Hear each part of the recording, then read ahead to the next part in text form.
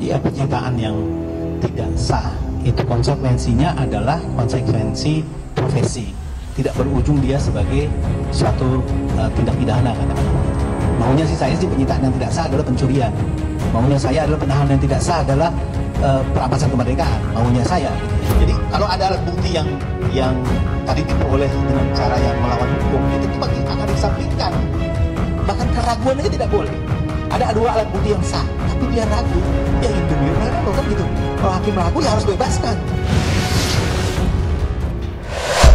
Berjumpa lagi di channel Jurnal Terupdate. Kali ini ada kejutan dari saksi ahli di sidang Hasto Kristianto, guys. Jadi tak perlu berlama-lama, untuk lebih jelasnya langsung saja kita simak bersama-sama video ini, guys. Bismillah. Saya akan masuk ke berkaitan dengan penyitaan. Menurut ahli, penyitaan yang dilakukan dengan cara-cara yang tidak terpuji, dengan kebohongan dan diperoleh dari pihak ketiga dengan adanya suatu paksaan, apakah dalam hal ini bisa dinyatakan penyitaan itu dilakukan dengan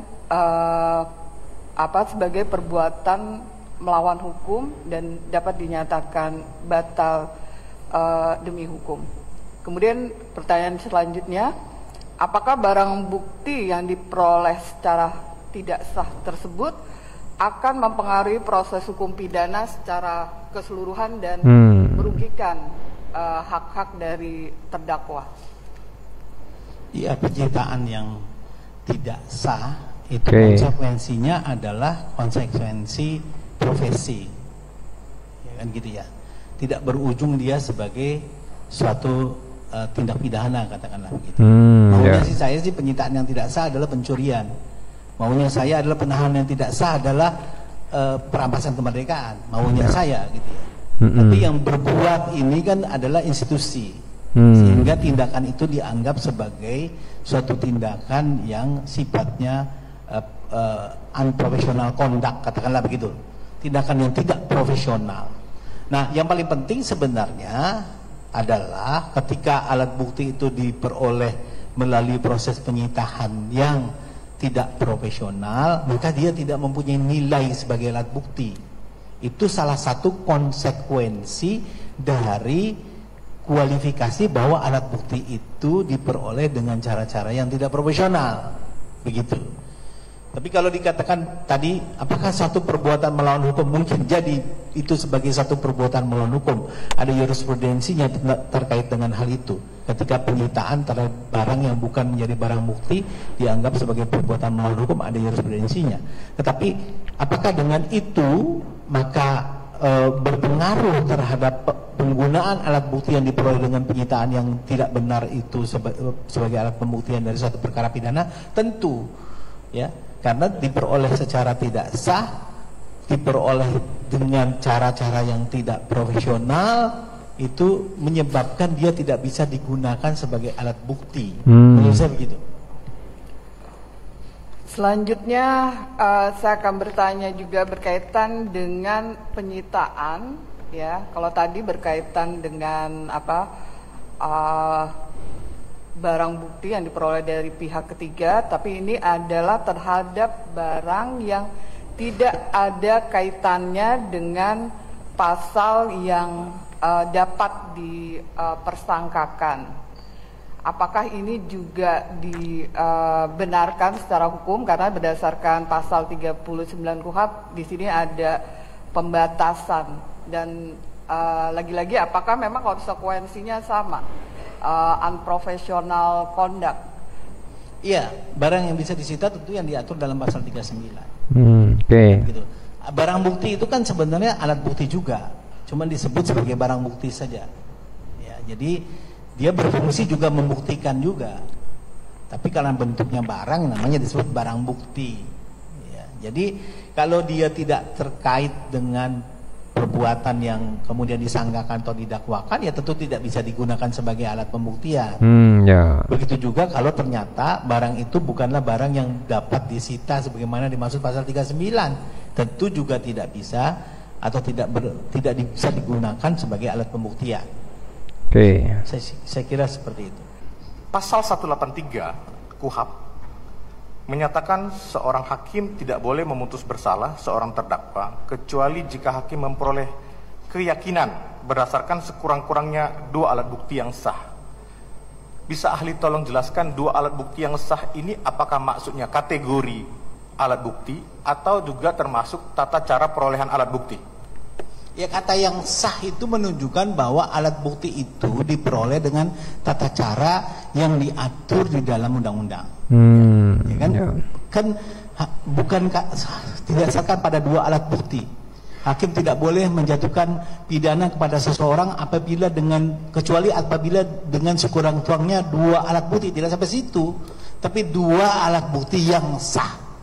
Artinya tidak sekedar alat bukti, tetapi alat bukti ini diperoleh, cara pemerolehannya sesuai dengan tata cara yang ditentukan dalam undang-undang. Kita menganut prinsip di mana alat bukti yang diperoleh secara tidak sah tidak menjadi alat bukti. Kan begitu. Jadi sekali lagi perkataan yang sah ini merujuk pada pengertian bahwa alat bukti yang dimaksud di sini alat bukti yang diperoleh dengan tata cara yang sah. Saya kira itu. Bagaimana misalnya ahli kalau alat bukti yang perolehan tidak sah ini tetap dipakai dalam proses pembuktian di persidangan? Sejauh mana pengadilan harus bersikap terhadap alat bukti demikian? Ya pasti ditolak. Karena ketika Yang Mulia Majelis Hakim nanti mempertimbangkan tentang apa yang dipandang terbukti dari perbuatan terdakwa, dia hanya boleh berpegang pada alat bukti yang sah. Bahkan pengetahuan pribadinya tidak boleh digunakan. Pengetahuan pribadi hakim tidak boleh digunakan. Dia hanya berpegang pada alat bukti yang sah yang terungkap di muka sidang pengadilan.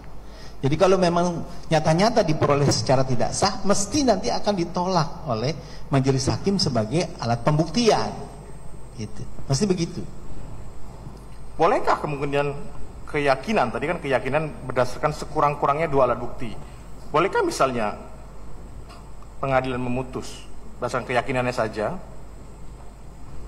Ya jelas, rumusan pasal 183-nya itu rumusan yang bersifat larangan. Tidak boleh menjatuhkan pidana kecuali didasarkan pada 2 alat bukti yang sah dan hakim yakin. Jadi dan hakim yakin itu keyakinannya diperoleh dari 2 alat bukti. Ya, kalau saya sering menjelaskan sebenarnya karena yakin ini sulit ya, yakin ini sifatnya subjektif. Saya sering menjelaskan tentang keyakinan ini adalah didasarkan pada doktrin common law system yang disebut dengan beyond the reasonable doubt. Ya. Jadi sampai dengan tidak ada satu keraguan sedikit pun. Jadi kalau ada alat bukti yang tadi diperoleh dengan cara yang melawan hukum, ya tentu akan dikesampingkan. Karena sampai tidak ada keraguan sedikit pun. Ya, jadi tidak boleh ada sedikit pun keraguan pada hakim tentang kesalahan terdakwa. Apalagi kalau dia mendapatkan keyakinan didasarkan pada alat bukti yang sah, ya, yang tidak sah. Bahkan keraguan aja tidak boleh. Ada 2 alat bukti yang sah, tapi dia ragu, ya in dubio pro reo kan gitu. Kalau hakim ragu ya harus bebaskan. Jadi sekali lagi, jangankan pakai 2 alat bukti yang tidak sah. Bahkan ada keraguan saja tidak bisa dikatakan ada keyakinan. Sekalipun telah ada 2 alat bukti yang sah. Jadi ini sifatnya kumulatif. Ada sekurang-kurangnya 2 alat bukti yang sah. Dan tidak ada keraguan sedikit pun pada hakim bahwa benarlah perbuatan yang didakwakan itu terbukti dan terdakwa yang bersalah melakukannya. Oke. Jadi keyakinan itu dimaknai secara positif adalah tidak ada hal yang menimbulkan keraguan sedikit pun pada hakim tentang kesalahan terdakwa. Saya kira itu. Oke guys, jadi menurut saksi ahli tadi maunya memang penyitaan yang tidak sah itu seharusnya dipidana sebagai tindak pidana pencurian. Penahanan yang tidak sah adalah perampasan kemerdekaan. Jangan hanya pelindung atas nama institusi sehingga bisa seenaknya melakukan penyitaan dan penahanan yang tidak sah. Selain itu, di dalam frasa in dubio pro reo berasal dari bahasa Latin dan secara harfiah berarti jika dalam keraguan berpihaklah pada terdakwa. Dalam konteks hukum pidana, Prinsip ini dikenal sebagai asas hukum bahwa ketika masih ada keraguan yang wajar mengenai bersalahnya seseorang, maka hakim tidak boleh menghukum, melainkan harus membebaskan terdakwa, guys. Secara singkat, prinsip ini menyatakan bahwa dalam keraguan, hakim harus berpihak pada terdakwa, menegaskan asumsi tak bersalah, dan menuntut agar bukti terhadap terdakwa dibuktikan secara meyakinkan. Prinsip ini tentu banyak diakui dalam sistem hukum kontemporer, termasuk hukum Jerman, Italia, dan lainnya, guys. Jadi menurut kalian gimana, guys, dari saksi ahli ini, guys? Tulis komentar di bawah ini ya, guys. Saya izin pamit dulu. Wassalamualaikum warahmatullahi wabarakatuh.